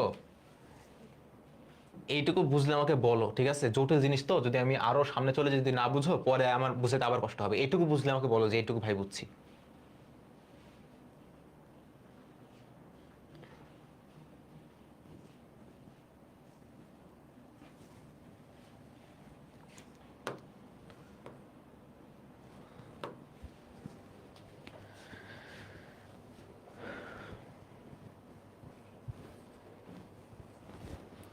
আচ্ছা, যদি এটুকু বুঝো তাহলে তো অনেক আলহামদুলিল্লাহ। তো আমার এখানে ছিল সি ভেক্টর, এ ভেক্টর ছিল, বি ভেক্টর ছিল, পরে আমি নীল কালারের একটা ভেক্টর নিয়ে আসি সি ভেক্টর, এবং সি ভেক্টরের জন্য এখানে একটা ত্রিমাত্রিক একটা বস্তু তৈরি হয়েছে। এই সি ভেক্টরটা আবার এই উচ্চতার সাথে এই যে থিটা কোণ উৎপন্ন করে, থিটা কোণ উৎপন্ন করে। তাহলে এইখানে যদি তুমি একটু ত্রিকোণমিতি অ্যাপ্লাই করো, বা এখানে যদি তোমার যে উপাংশের যে কনসেপ্টটা আছে, উপাংশের কনসেপ্ট অ্যাপ্লাই করলে তুমি দেখবা এই উচ্চতাটা যেহেতু থিটার সাথে আছে, সো এটার যে দৈর্ঘ্যটা হবে সেটা কত হবে? সেটা হবে সি কস থিটা। বুঝতে পারছো? না বুঝতে পারলে আমি এখানে দেখাই আরেকবার। এইটা হলো সি ভেক্টর, এইটা হলো সি ভেক্টরটা যেই ভেক্টরের সাথে আছে, এটা একটা ভেক্টর, এটা একটা ভেক্টর, এটা একটা ভেক্টর। সো টোটাল তিনটা ভেক্টর ছিল। নিচের A vector, B vector, A vector B vector নিচের এই ক্ষেত্রটা গঠন করলো, ঠিক আছে? এতক্ষণ পর্যন্ত ওকে। এরপরে আমি আরেকটা ভেক্টর নিয়ে আসছি সি ভেক্টর। সি ভেক্টরটা এই ভূমির সাথে বা ভূমির ক্ষেত্রফলের সাথে একটা উচ্চতা আছে, এই সবুজ এই দাগটা, এই সবুজ এই দাগটার দৈর্ঘ্যটা হচ্ছে সি কস থিটা। কেন সি কস থিটা হলো? কারণ সি এর একটা উপাংশ হলো এইটা। বুঝতে পারছো? এই উপাংশের সাথে থিটা অ্যাঙ্গেলটা আছে, এই জন্য আমি এটাকে বলছি সি কস থিটা। তাহলে এই নিচের এইটুকু কি হইতো? নিচের এইটুকু হইতো সি সাইন থিটা। ওকে, আচ্ছা, এইটুকুই জাস্ট ঝামেলার জিনিস ছিল। সো এখন যদি আমি লিখি যে তাহলে আমার এই টোটাল জিনিসটা কত আসতে পারে, টোটাল জিনিসটা আসলে কি আসে, তাহলে আমার উচ্চতা হলো সি কস থিটা। আমার যে ভূমির ক্ষেত্রফল, ভূমির যে ক্ষেত্রফল, সেই ভূমির ক্ষেত্রফলটা কত? ভূমির ক্ষেত্রফল আগে থেকে আমরা পাইছিলাম যে এ ক্রস বি, এ ক্রস বি এই ভেক্টরের মান এবং উচ্চতা কত, উচ্চতা আমি পাচ্ছি সি। সি মানে কি, সি মানে হলো সি ভেক্টরের মান কজ থিটা। বুঝতে পারছো, এই সি হলো কি, সি হলো এই সি ভেক্টরের মান আর কি। এখন এই যে কস থিটা মান আসছে, দুটো ভেক্টরের মান আসছে এবং কস থিটা আসছে, তার মানে কি এই দুটো ভেক্টরকে ডট গুণফল করা হয়েছিল। এইটুকু তো বুঝতে পারছো তাই না? যেখানে দেখো এখানে এ ক্রস বি, এ ক্রস বি কি একটা ভেক্টর না? এ ক্রস বি ভেক্টরটার মান আর সি ভেক্টরটার মান, আর এই দুটো ভেক্টরের মধ্যবর্তী কোণের কস থিটা। এ ক্রস বি ভেক্টরটা কোনটা, এই যে লম্ব একটা ভেক্টর, সি হলো এই ভেক্টর, এবং এদের মধ্যবর্তী কোণ থিটা, এই থিটাটা আসলে যে এইখানে ছিল তাই না, প্রথমে বলছিলাম। সো দুটো ভেক্টরের মধ্যবর্তী কোণের কজ আছে এবং তাদের মান গুণ আকারে আছে। সো এটা আসলে সি ভেক্টর এবং এ ক্রস বি ভেক্টর, এটা ডট গুণফল।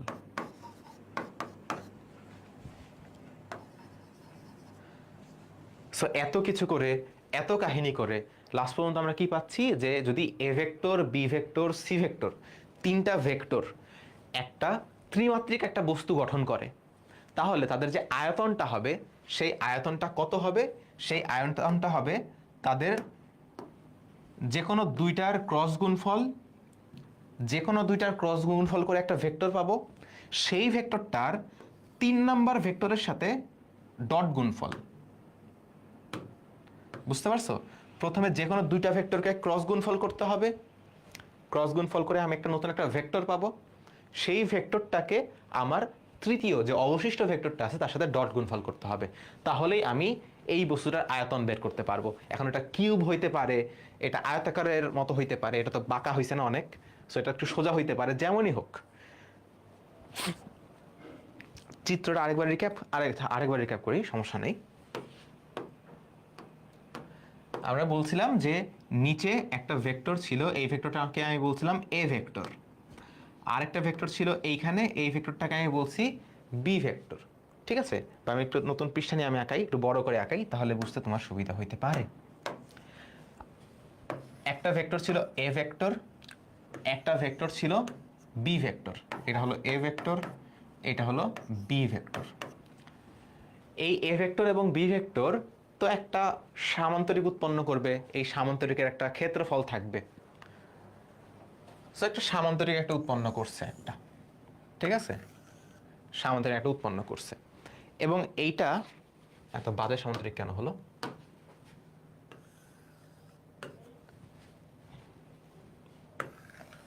একটা সামান্তরিক ক্ষেত্রফল করছে, সামান্তরিক উৎপন্ন করছে। এটা হলো যে পৃষ্ঠার মতো, পৃষ্ঠাটা এরকম যে বাঁকানো আছে না, এই বাঁকানো, আমি একটু বাঁকায় আঁকাচ্ছি।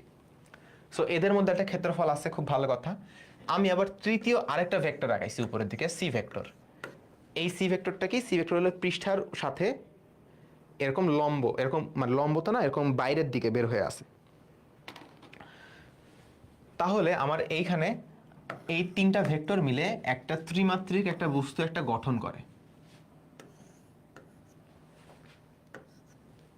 যদি আমি লাইন যুক্ত করে দাও, তাহলে তুমি একটা ত্রিমাত্রিক একটা বস্তু পাবা। এই যে ত্রিমাত্রিক বস্তুটা হলো, এই বস্তুটার ক্ষেত্রফল বের, মানে আয়তনটা বের করতে হবে। এখন আয়তনটা আমরা কিভাবে বের করি?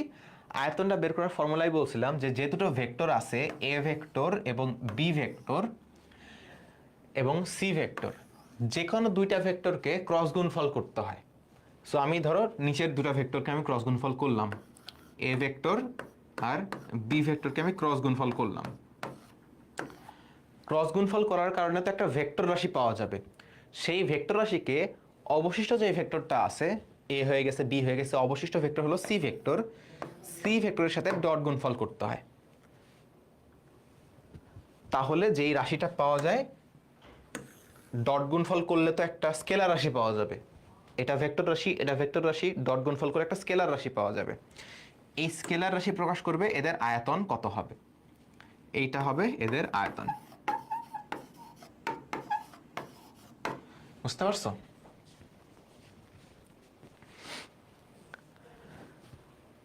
ঠিক আছে, যদি বুঝতে পারো। এখানে কিছু বিষয় আছে। যদি তুমি দেখো যে দুটা ভেক্টরকে ক্রস গুণফল করছো, 3 নাম্বারটার সাথে তুমি ডট গুণফল করছো, করার পর রেজাল্ট আসছে 0, রেজাল্ট কত আসছে 0। তো 0 আসা মানে কি, মানে এই তিনটা ভেক্টর দিয়ে যে ত্রিমাত্রিক বস্তুটা গঠিত হয় সেই বস্তুর আয়তন 0। তো তিনটা ভেক্টর আছে, আয়তন 0 কেমনে হয়? প্রশ্ন আসতে পারে না যে তিনটা ভেক্টর তো ভাই আছে, এদের তো কিছু না কিছু একটা আয়তন হবে, তো 0 কেমনে হইতে পারে? দেখো এটা কার খাতা আমি জানি না, আল্লাহর ওয়াস্তে ব্যবহার করতেছি। আমি যদি এই পৃষ্ঠার মধ্যেই তিনটা ভেক্টর আমি আঁকাই, ঠিক আছে, ধরো দেখা কি যাবে কি না, এখানে আমি একটা ভেক্টর আঁকাইছি, যদিও দেখা যাবে না, ধরো আমি এখানে একটা ভেক্টর আঁকাইছি, ঠিক আছে, এই কলমটা হলো একটা ভেক্টর, এখানে একটা ভেক্টর আঁকাইছি। 3 নম্বর যে ভেক্টরটা, আমি যে 3 নম্বর ভেক্টরটা একটু বাইরের দিকে বের করে আঁকাইছিলাম, 3 নম্বর ভেক্টরটা আমি বাইরের দিকে বের করে আঁকাচ্ছি না, 3 নম্বর ভেক্টরটা আমি পৃষ্ঠার মধ্যেই আঁকাচ্ছি। সো এখানে একটা ভেক্টর আছে, এখানে আরেকটা ভেক্টর আছে, এখানে আরেকটা ভেক্টর আছে। সো তিনটা ভেক্টরই তলের মধ্যে, তিনটা ভেক্টরই একটা তলের মধ্যে আছে। সো এখানে তো আমি মানে ত্রিমাত্রিক কিছু বানাতে পারবো না, সব কিছু দুইটা তলের মধ্যে আছে, মানে একটা তলের মধ্যে আছে, সব কিছুই পৃষ্ঠার মধ্যে আছে। এইখানে ত্রিমাত্রিক কেন হয়েছিল? দুটো ভেক্টর তলের মধ্যে ছিল এবং একটা ভেক্টর আমি বাইরের দিকে বের করে আঁকাইছিলাম, এই জন্য ত্রিমাত্রিক একটা বস্তু তৈরি হয়েছিল। বাট যদি আমি তিনটা ভেক্টরই একই তলের মধ্যে আঁকাই, তাহলে এদের মধ্যে কোনো আয়তন থাকবে না, সবই একটা তলের মধ্যেই থাকবে, কোনো ত্রিমাত্রিক বস্তু গঠন করা যাবে না। এজন্য যদি তুমি দেখো কখনো বাই চান্স এনি হাউ যে তিনটা ভেক্টর দুটাকে ক্রস গুণ করে একটাকে ডট গুণফল করলে যদি 0 পাওয়া যায়, আমি লিখছি যদি যদি এ ক্রস বি, এটার সাথে তৃতীয় একটা ভেক্টর ডট গুণফল করলাম সি ভেক্টর, ডট গুণফল করার পর যদি আমি দেখি এটা সমান সমান 0 আসছে, তাহলে এ বি সি একই তলে অবস্থান করে।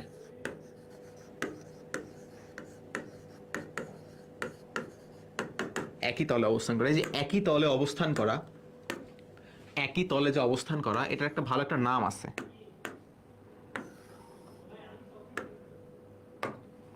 একই তলে অবস্থান করাকে একটু ভালো ভাষায় বলা হয় সমতলীয়।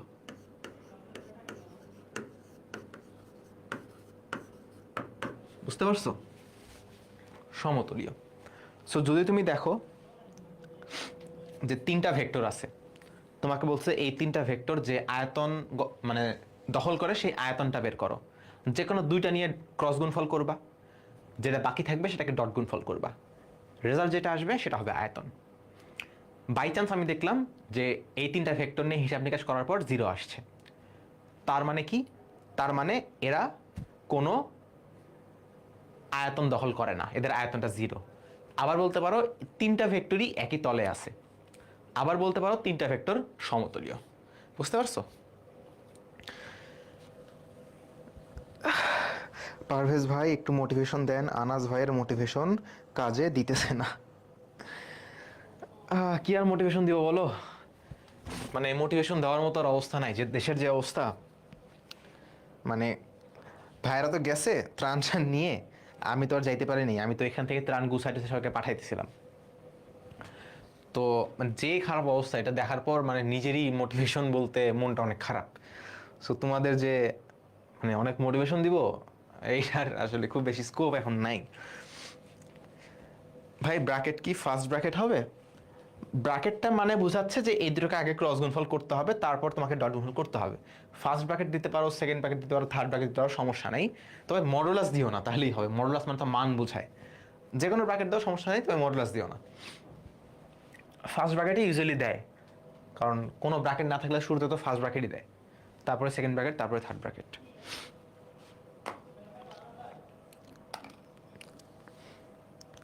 সমস্যা নেই, যাদের মিস হয়েছে তারা, যাদের ক্লাস মিস হয়ে গেছে তোমরা কষ্ট পাও না, তোমরা রেকর্ড করে নিও। এটার উপর কিছু ম্যাথ আছে, ঠিক আছে, এই ম্যাথগুলা তোমরা করবা। এখানে কি বলছে? এখানে বলছে A vector, B vector, C vector, তিনটি ভেক্টর দেখাও যে ভেক্টর তিনটি একই সমতলে অবস্থান করে। এর মানে কি? এর মানে যে কোনো দুটো ভেক্টর ডট গুণফল যে কোনো দুটো ভেক্টর ক্রস গুণফল করব, রেজাল্টটার সাথে একটা ভেক্টর ডট গুণফল করব, তাহলে আলটিমেটলি অ্যান্সার আসবে 0। সো যে কোনো এটা করতে পারো। ধরো এ আর বি আগে আছে, আমি লিখলাম এ ক্রস বি, ঠিক আছে। বাকি যে ভেক্টরটা আছে সেটাকে আমি ডট গুণফল করলাম ডট সি। তোকে প্রমাণ করতে হবে যে এটা সমান সমান 0 আসবে। তো শুরুতে আগে এটাকে ক্রস গুণফল করবা, ক্রস গুণফল করে একটা রেজাল্ট আসবে, সেটার সাথে এটাকে তুমি ডট গুণফল করবা। বুঝতে পারছো? আসো এটা করি, ঠিক আছে, একটা করি, এর পরেরটা তোমরা করবা, এটা একটা করি। সো এ ক্রস বি, তাই না? এ ক্রস বি, এখানে আছে কত 2 1 -1, এখানে আছে কত 3 -2 4। ওকে, সো আমাদের আই ক্যাপ এখানে আসবে কত 4, আর এখানে আসবে কত -2 মাইনাস জে ক্যাপ, এখানে আসবে কত, ঠিক ছিল, আই ক্যাপ, সো এখানে আসতো 4 -2, ঠিক আছে। জে ক্যাপ হলে কি হতে হবে 8 প্লাস এটা কত 3 8 প্লাস 3 প্লাস কে ক্যাপ যদি হয় কত হবে -4 -3। ওকে, সো এটা হচ্ছে আমাদের 2 I cap plus -11 J cap, আর এটা কত আসতেছে, এটা আসতেছে -7 কে ক্যাপ। ওকে,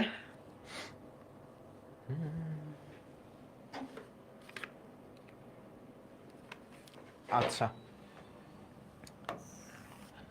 এখন এটার সাথে আমার ডট গুণফল করতে হবে।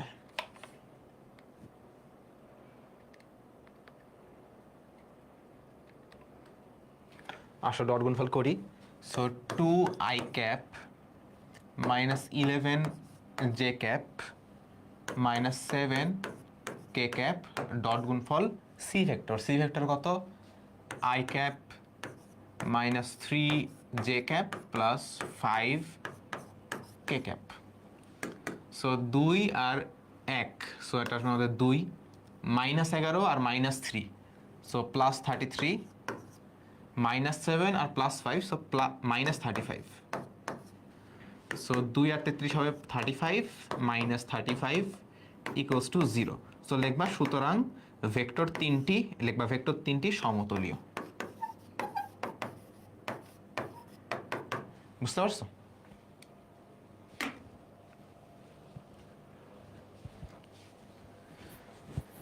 একইভাবে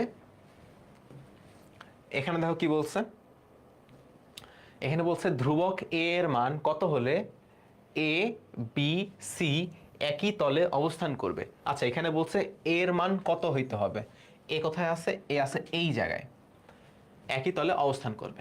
দেখো এখানে একটা জিনিস তুমি মাথায় রাখবা, এ ভেক্টরটার মধ্যে একটু ঝামেলা আছে। এ ভেক্টরের পুরাটা দেওয়া নাই, একটা জায়গায় এ আছে। তুমি যদি এ ভেক্টরকে অন্য কোনো ভেক্টরের সাথে ক্রস গুণফল করো তোমার একটু সমস্যা হবে। সমস্যা না, করা যাবে, বাট তোমার যে এ নিয়ে অনেক প্লাস মাইনাস হিসাব করা লাগবে। তার চেয়ে যেই দুটো ভেক্টরের পুরাটা দেওয়া আছে বি ভেক্টর সি ভেক্টর, এই দুটো ভেক্টরকে পুরাটা তুমি কি করবা, এই দুটো ভেক্টরকে ক্রস গুণফল করবা। সো আমি এখানে লিখবো যে একই তলে অবস্থান করবে যদি B cross C dot A equals to 0 হয়। কেন বি ক্রস সি করলাম, কারণ বি আর সি এর সম্পূর্ণটা দেওয়া আছে, এ ভেক্টরের সম্পূর্ণটা দেওয়া নেই, ওটাকে আমি ডট গুণফল করার সময় লাস্টে দেখবো নি। বাট আগে যদি এ চলে আসে ঝামেলা হয় তাহলে তো সমস্যা, তাই না? এই জন্য আগে আমরা বি ক্রস সি করলাম। সো বি ক্রস সি করলে কত আসবে, করো তো দেখি কত আসবে, আমি দেখি কত আসতে পারে।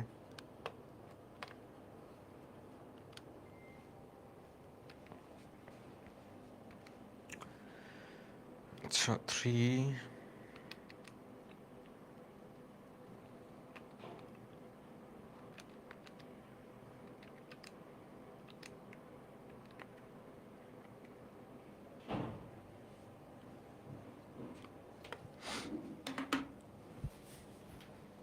ভাই আই ক্রস আই কি 1 হবে না?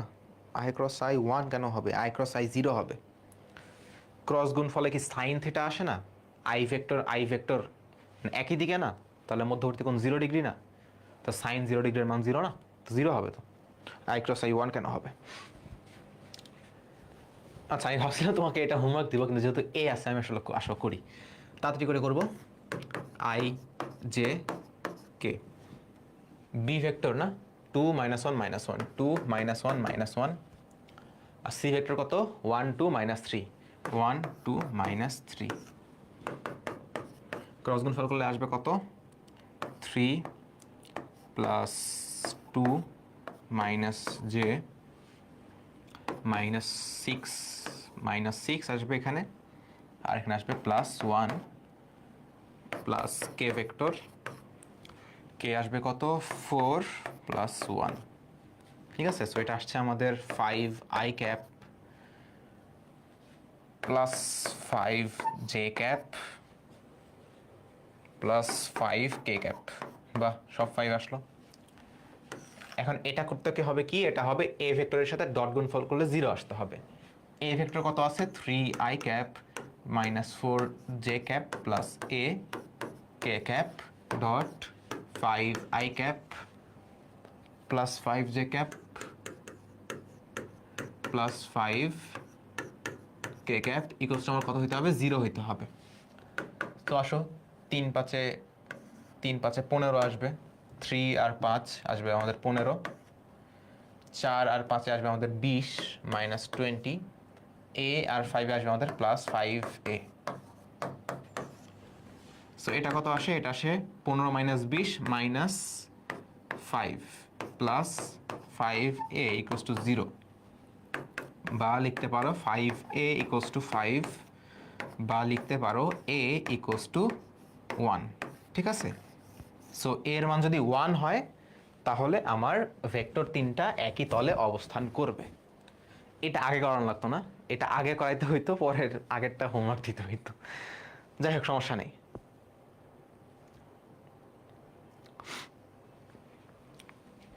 কোনো সমস্যা নেই। 1 ঘন্টা 13 মিনিট, সো আমরা 17 মিনিট পড়াশোনা করব। একটু পানি খাই, ওয়েট।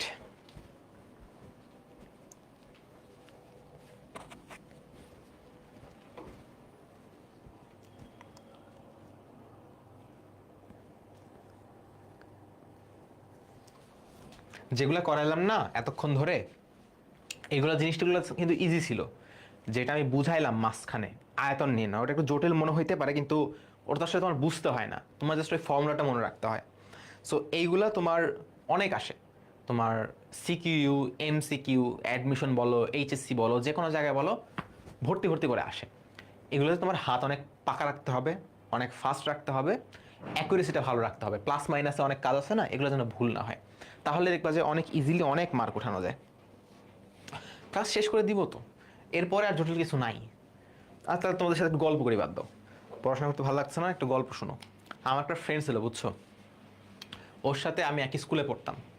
তো মানে মোটামুটি ভালো স্টুডেন্ট ছিল, বাট অত যে ভালো স্টুডেন্ট ছিল এমন না।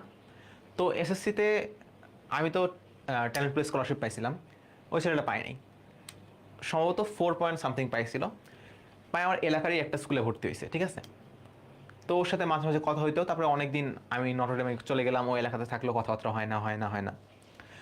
এই যে কিছুদিন আগে আমার ওর সাথে ফার্মগেটে দেখা হয়েছে। আমি বললাম যে ভাই তোর কি অবস্থা? তো বললো যে এই তো দিনকাল চলতেছে। তাই আমি বললাম যে কোন জায়গায় আছিস এখন? তো সে বললো আমি এখন নরওয়েতে আছি। আমি বললাম নরওয়ে কোথায়? তো নরওয়েতে একটা ইউনিভার্সিটি, আমি নাম ভুলে গেছি, তো বেশ ভালো একটা ইউনিভার্সিটি, সেই ইউনিভার্সিটিতে আছে।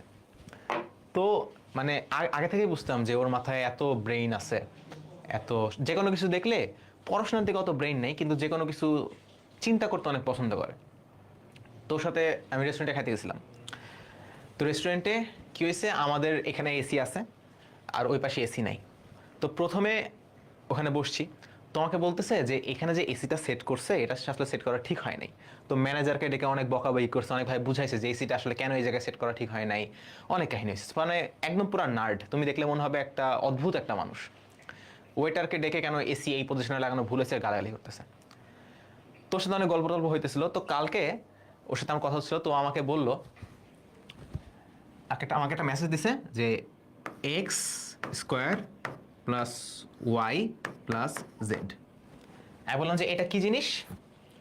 তো বললো যে আমরা যে বিভিন্ন জায়গায় থাকি, আমাদের তো একটা কোঅর্ডিনেট সিস্টেম আছে, একটা অবস্থান আছে। আমি বললাম যে হ্যাঁ আছে। বললো আমরা যে ওখানে কফিটা খাইলাম ওই রেস্টুরেন্টে, আমি বললাম যে হ্যাঁ। বললো ওইখানে তো আমাদের একটা অবস্থান ছিল, যদি কোনো একটা মূলবিন্দু থাকে, সেই মূলবিন্দু থেকে আমাদের এক্স অক্ষ, ওয়াই অক্ষ, জেড অক্ষ বরাবর একটা অবস্থান আছে। আমি বললাম যে হ্যাঁ আছে। বললো ধর তোর অবস্থান 1,1,1। এখন ঠিক আছে, আমার অবস্থান ধরলাম আমি 1,1,1। তো এটা কি হবে? বললো এখানে এই ওয়ানটা হলো এক্স, এই ওয়ানটা হলো ওয়াই, এই ওয়ানটা হলো জেড। আমি বললাম যে হ্যাঁ। তো বললো এইটাকে যদি তুমি এই ফাংশনের মধ্যে বসাস, আমরা যদি বসাই, তো তাহলে এটার একটা রেজাল্ট পাওয়া যাবে। আমি বললাম যে হ্যাঁ পাওয়া যাবে। বলছে এরকম যখন কোনো একটা জিনিসে একটা জিনিস ইনপুট দিলে একটা রেজাল্ট পাওয়া যায়, সেটাকে আমরা বলছি ফাংশন। আমি বলছি খুব ভালো। যখন দেখা যায় যে এইটা যে রেজাল্টটা সেটা একটা স্কেলার রাশি হয়, তখন সেটাকে আমরা বলি স্কেলার ফাংশন। ঠিক আছে? অবশ্যই এরকম কোনো আমার ফ্রেন্ড নাই, সেই কোনো ফ্রেন্ড কাউকে গালিও দেয় নাই, সেই ফ্রেন্ড আমাকে রাত্রেবেলা এরকম মেসেজও দেয় নাই। বাট আলটিমেটলি জিনিসটা হলো কি, যে কোনো ফাংশন থাকতে পারে যেই ফাংশনে বিভিন্ন জিনিস ইনপুট দিলে আমার স্কেলার রাশি পাওয়া যাইতে পারে। তো ধরো আমার সেই কাল্পনিক বন্ধু, সেই কাল্পনিক বন্ধুর সাথে যে আমি কফি খাইতে গেছিলাম, তো এসির কাছে বসলে আমাদের অনেক ঠান্ডা লাগতো, তাপমাত্রা ওখানে অনেক কম ছিল। তাপমাত্রা কি রাশি? স্কেলার রাশি। যখন এসি থেকে দূরে যাব তখন তাপমাত্রাটা বেড়ে যাবে, তখন স্কেলার রাশির মানটা বেড়ে যাবে।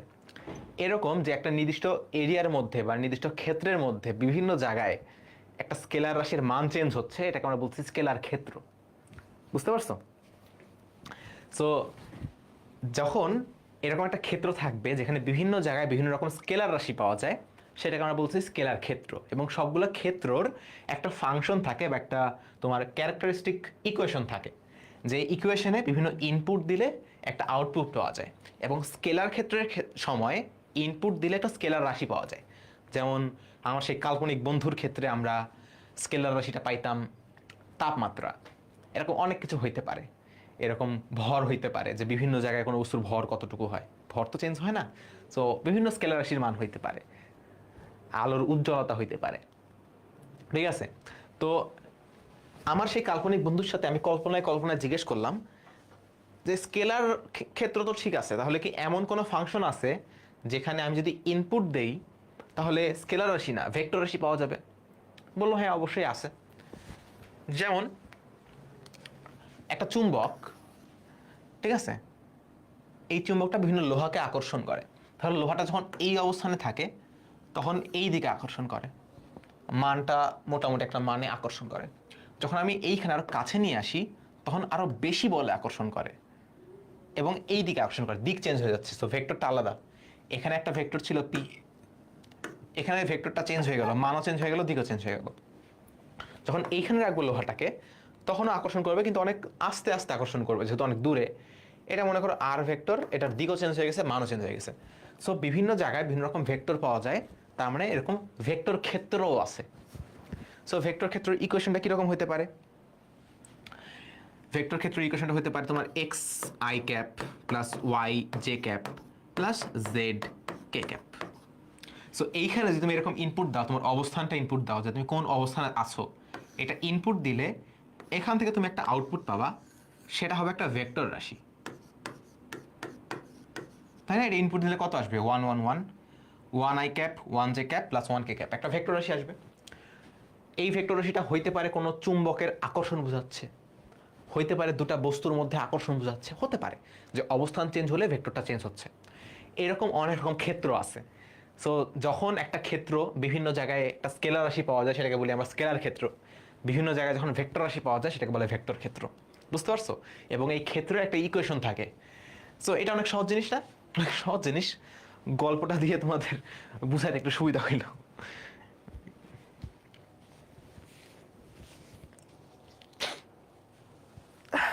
না পড়াশোনা না করলে ভালো কিছু ডিজার্ভ করবে না তুমি?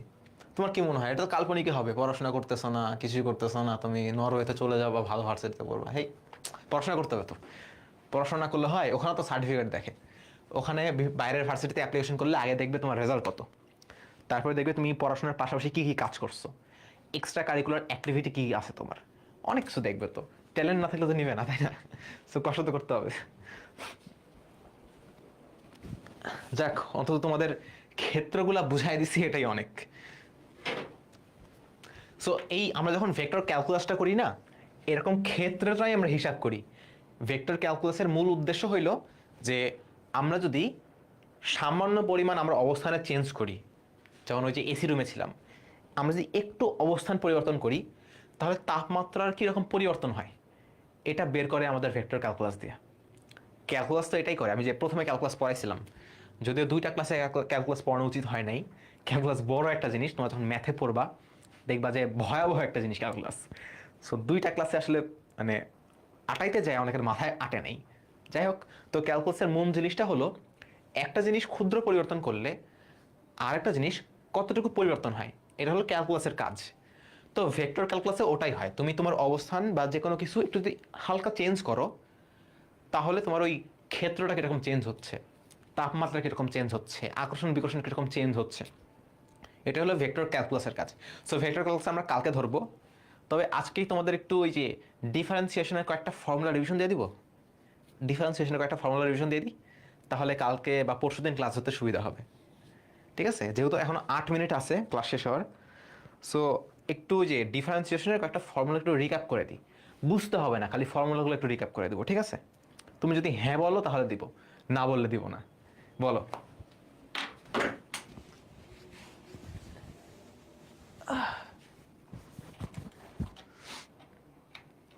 আচ্ছা, তাহলে রিক্যাপ আমি করাই দিতেছি।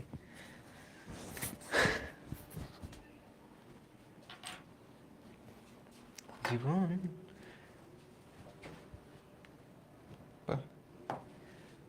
একটা জিনিস আবিষ্কার করলাম এই স্মার্ট বোর্ডে, বুঝছো? মানে এই নর্মাল কলমগুলো দিয়ে লেখা যায়। আমি আগে মনে করতাম টাচ, টাচ না, এ চাপ দিয়ে ধরলেই হয়। ও আচ্ছা, তো সেই তো নতুন টিচার তো এত কিছু আজকে নতুন নতুন আবিষ্কার করতেছি।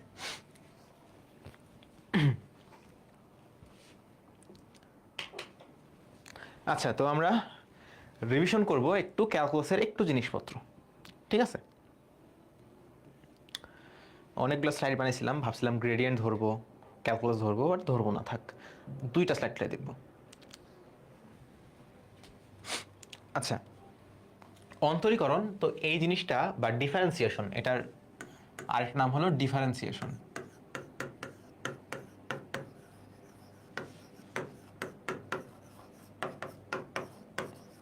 সো এই জিনিসটা কি বোঝায়? এই জিনিসটা বোঝায় যে কোনো কিছুর সামান্য পরিবর্তন হলে আরেকটা জিনিসের কেমন পরিবর্তন হয়, এটাই হলো ডিফারেন্সিয়েশন, আর কিছুই না। তো ডিফারেন্সিয়েশন এটা প্রকাশ করার একটা নির্দিষ্ট ইউনিক একটা ওয়ে আছে।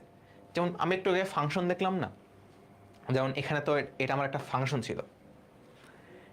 এই ফাংশনে কি হয়েছে, আমি যখন এখানে কোনো কিছু ইনপুট দিছি আমার একটা আউটপুট আসছে। এরকম অনেক রকম ফাংশন হইতে পারে। ধরো একটা ফাংশন আছে এফ অফ এক্স, এটা ধরো তোমার লেখা আছে এক্স স্কোয়ার প্লাস 2x। তাহলে এফ অফ এক্স মানে কি বোঝাচ্ছে, যে এমন একটা ফাংশন যেখানে এক্স এর ভ্যালু ইনপুট দিতে হয়, তাই না? এটা তো এফ অফ এক্স দিয়ে বোঝায়। তো এখন এক্স এর বিভিন্ন মান দিব, এখানে একটা আউটপুট আসবে। তোমাকে যদি জিজ্ঞেস করা হয় যে এই যে এক্স এর একটা মান দিচ্ছি, একটা আউটপুট আসতেছে, আমি এক্স এর মানটা যদি চেঞ্জ করে দিই, এই মানটা না দিয়ে যদি আমি অন্য একটা মান দিই, তুমি বলবে আউটপুট তাহলে অন্য একটা আউটপুট আসবে। আমি যদি বলি যে এক্স এর মান যদি একটু চেঞ্জ করি, ধরো এক্স মান আমি দিচ্ছি 1, আমি যদি একটু চেঞ্জ করি সামান্য, তাহলে যে রেজাল্টটা আসার কথা সেই রেজাল্টটা কীরকম চেঞ্জ হয়, বাড়ে নাকি কমে। এটাই হলো ডিফারেন্সিয়েশনের কাজ। যে ডিফারেন্সিয়েশন সবাই তো দিতে বলছে, হ্যাঁ ডিফারেন্সিয়েশন তোমার মেইনলি একটা জিনিসের পরিবর্তন বা যেটাকে ইনপুট দেই সেটার একটু পরিবর্তন হইলে আরেকটা জিনিস কেমন পরিবর্তন হয় সেটা বোঝায়। সো অত ডিটেলসে যাব না, কেন হয়, কেমনে হয়, কি হয়, বাট কেমনে প্রকাশ করে সেটা লিখে দিই। একটা ফাংশন যেটা হলো এফ অফ এক্স, ঠিক আছে, এর মানে কি, এর মানে এই ফাংশনে এক্স এর ভ্যালু ইনপুট দিয়ে বিভিন্ন মান আসে। এটার সামনে যদি লেখা হয় ডি বাই ডি এক্স, এটার অর্থ হলো এক্স এর মান পরিবর্তনে এক্স এর মান অল্প পরিমাণ চেঞ্জ করলে, এই যে অল্প পরিমাণ চেঞ্জকে বলা হয় ডি দিয়ে, প্রকাশ করা হয় ডি দিয়ে। সো যে ডিএক্স লিখলাম, ডিএক্স মানে হচ্ছে এক্স এর মান অল্প পরিমাণ চেঞ্জ করলে আমার এই ফাংশনের মানটা কীরকম চেঞ্জ হয়, সেটাই হলো আমার ডিফারেন্সিয়েশন। এবং এই যে ডি বাই ডিএক্স দিয়ে ওই জিনিসটাই বোঝায়। সো এই টোটাল কম্বাইন জিনিসটা কি, কম্বাইন জিনিসটা হলো এক্স এর মান সামান্য পরিবর্তন করলে,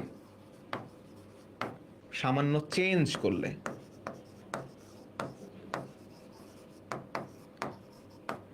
এফ অফ এক্স এর মান কেমন চেঞ্জ হয়, বা এফ অফ এক্স এর মান পরিবর্তনের হার কত। এফ অফ এক্স এর ভালো ভাষা লেখা যায় এফ অফ এক্স এর পরিবর্তনের হার কত, মানে কেমন হারে পরিবর্তন হয়।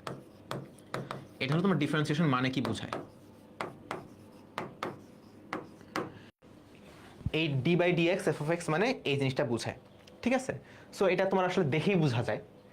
যেমন এক লাইন খালি বলি, এটা তোমার দেখে কীভাবে বোঝা যায়, যে ডি অফ এফ এক্স মানে এফ অফ এক্স এর সামান্য পরিবর্তন এবং ডিএক্স এটার অনুপাত।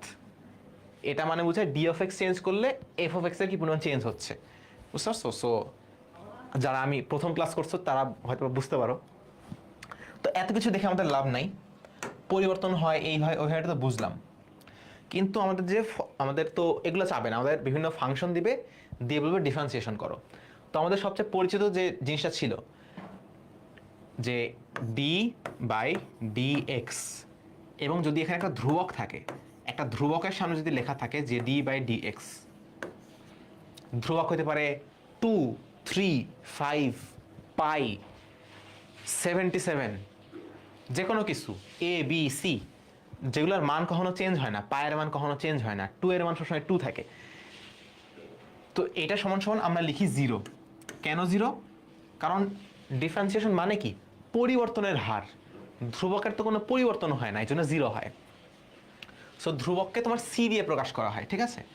সো ধ্রুবককে আমি ধ্রুবক লিখবো না, আমি লিখবো সি, এটাকে সি দিয়ে প্রকাশ করা হয়, এমন জিনিস যেটার মান চেঞ্জ হয় না। আবার D by D x, x to the power N, এটাও একটা পপুলার ফর্মুলা, এটাই বেশি লাগে। মানে এক্স এর পাওয়ার এন আছে এবং সেই এক্স দিয়ে আমি ডিফারেন্সিয়েশন করতেছি। এমন হইতে পারতো D D Y, Y to the power N, মানে ওয়াই এর পাওয়ার এন আছে এবং আমি ওয়াই দিয়ে ডিফারেন্সিয়েশন করতেছি। তো আমি এক্স দিয়ে দেখাচ্ছি, তাহলে বাকিগুলো তোমরা বুঝবা। এটার অ্যান্সার কত আসতো, উপরে যে পাওয়ারটা ছিল, উপরে যেই পাওয়ারটা ছিল সেই পাওয়ারটা কি হয়, সামনে চলে আসতো, তাই না। তো সামনে চলে আসতো এন, আর যে পাওয়ারটা ছিল সেটা এক পরিমাণ কমে যেত, অর্থাৎ x to the power N minus 1। এটার উদাহরণ কি, এটার কিছু উদাহরণ দেখো। উদাহরণ হলো d by D x, x to the power 5, তাহলে এটা কত আসতো, পাওয়ার আছে 5, 5 সামনে আসতো এবং পাওয়ার এক কমে যেত, অর্থাৎ x to the power 4। D by D x, x to the power 97, এটা মানে কত আসবে, পাওয়ার কত 97, 97 সামনে আসবে, আর যে পাওয়ারটা সেটা এক পরিমাণ কমে যাবে, অর্থাৎ এক্স টু দি পাওয়ার 96। এটা ছিল আমাদের ফর্মুলা, বুঝতে পারছো। অনেক ইজি না, এই ফর্মুলাটা কিন্তু অনেক ইজি।